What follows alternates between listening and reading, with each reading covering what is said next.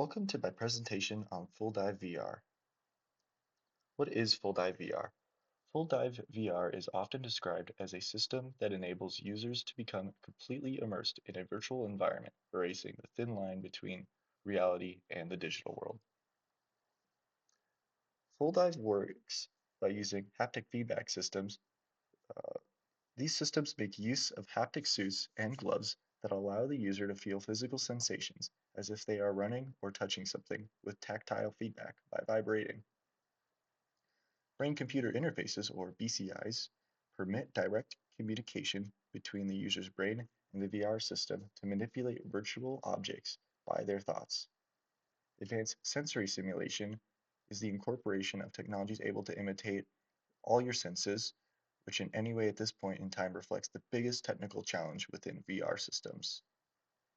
High-resolution displays are screens that provide expansive field views and are required for quality visual immersion. The material impacts of full dive ER use state-of-the-art technologies and their materials in their implementation. Haptic sensors and actuators use stretchable, soft materials such as silicone and conducting polymers to give back the feeling of touch, comfort, and better realism to users. High-resolution displays made from micro LED or OLED technologies are crucial for the visual part of immersion, but their manufacturing involves a number of rare earth materials and complicated processes. The structural parts of such devices include carbon fiber, composite, and advanced plastics, making the devices lightweight and durable and wearable with ease.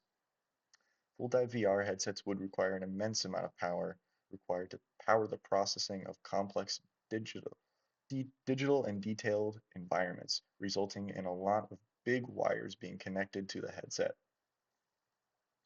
The environmental impacts of full dive VR also creates a number of environmental problems in its manufacturing process.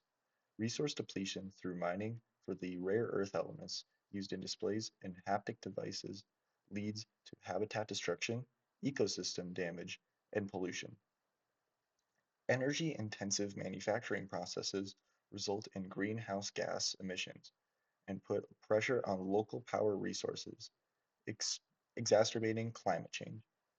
The waste that is produced within the manufacturing process of electronic parts involves dangerous solvents and heavy metals, which will further reach water supplies if not well managed.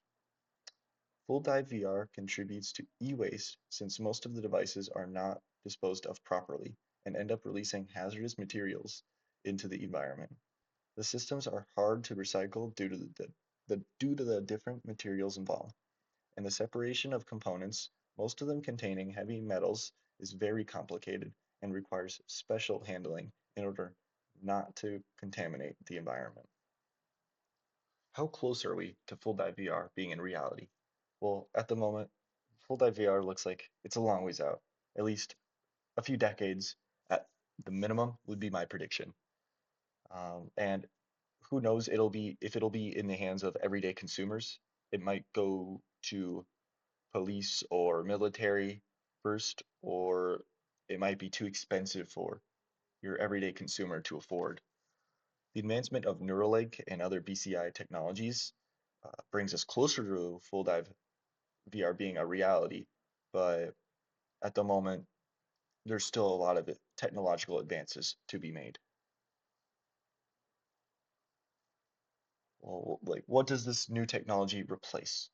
Um, this new technology will replace the current VR headsets that are around, like the Meta Quest and other like augmented reality technology. It might also replace human interaction. What are the new possibilities for the users and world? Full Dive VR will allow for new kinds of communication and connection. It will make the world more connected than ever, which brings me to my point of that it might replace human interaction due to people not wanting to leave their homes and just become lazy or it's just that much more convenient. The potential harms and dangers of full dive VR. The full dive VR may be dangerous to people of old age or people with existing health conditions. There may be people willing to exploit VR headsets as well. Um, Old people could have trouble with heart attacks or seizures, and people exploiting the VR headset could also create dangerous environments with the recreation of like drugs or pornography, which could create addiction, and the it wouldn't have any physical effects, but it would have all of the mental effects, which would need to be very much regulated and to prevent people from exploiting full dive VR. My ethics guide is based off of ethical business practices putting the consumer's safety and well-being first. The first ethical consideration for the user's safety and well-being is safety. Full dive VR safety concerns not only physical, but psychological aspects as well. The nature of immersion with this technology easily can disorient and cause anxiety, especially in users who might have problems differentiating between the virtual world and reality.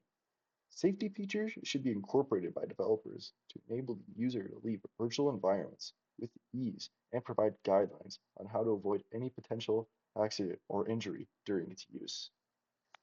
The second ethical consideration for the user safety and well-being is the user's right to privacy.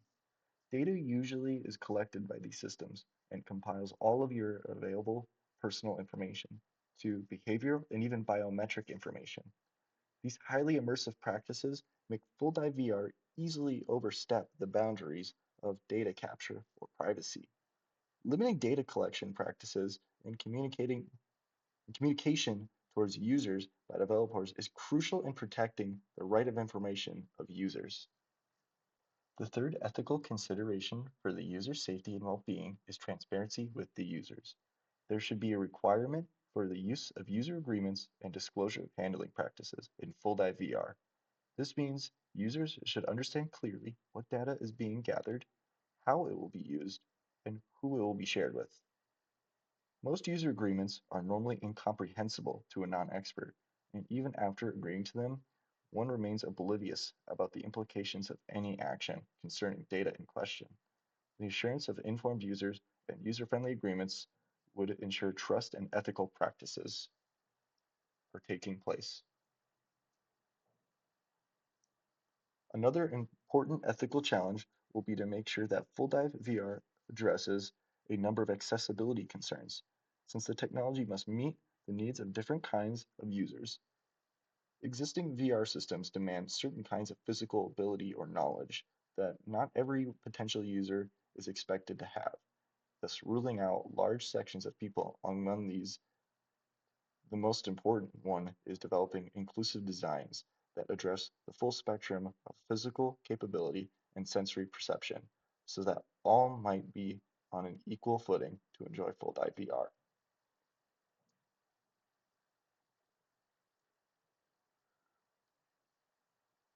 Additionally, equity, particularly in talk about full dive VR technologies relating to resources and experience accessibility, a risk could be that these technologies may exacerbate existing social inequalities in that those communities with minimal finances to support their needs may find the more developed VR technologies inaccessible. This could be further facilitated by the promotion of equitable distribution, finding public access to VR experiences, and providing appropriate inclusive educational resources to the needier populations. The environmental impacts of full dive VR technologies raise questions about ecological influences, including the consumption of natural resources, energy use, and waste from electronic devices. Manufacturing processes involved in producing good quality VR gear can be highly carbon intensive. It is therefore imperative that developers consider ways to reduce the negative environmental impacts of full dive VR. The psychological or physical risks of full dive VR requires the management of possible adverse health effects of users that suffer from symptoms similar to motion sickness, cognitive overload, and sometimes complete disassociation with reality, even after the session is over, prompting a developer to include brake mechanisms, inform users about possible symptoms, and design their experiences so that as not to overstimulate the users needlessly. Developers should include warnings and settings for older users and users high risks with a high risk for heart attacks or other medical conditions. Some users may experience certain side effects. Major health problems associated with full dive VR include side effects such as motion sickness and addictive behaviors. Motion sickness could be brought about by incompatibility in sensory input when using it, leading to discomfort, nausea, and general vertigo. Besides that, the immersive aspect of VR could foster addictive engagement, where people in favor of the virtual world over the real one and potentially feel more alienated. Developers and researchers should seize the development of addictive content and engage in the integration of monitoring and managing users' engagement features.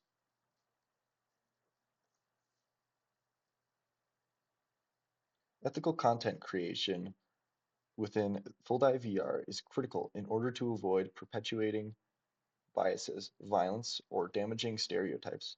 Content creators must support guidelines that are respectful and inclusive while not reinforcing bad behaviors.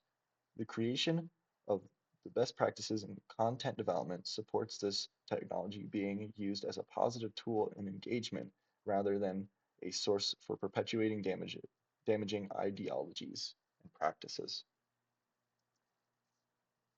The social implications of full dive VR might have a strong impact on the social interactions and communities if its usage is widespread. Though it can create an atmosphere of connection and cooperation, such technology may also promote isolation, especially if one begins to replace real life relationships with virtual ones.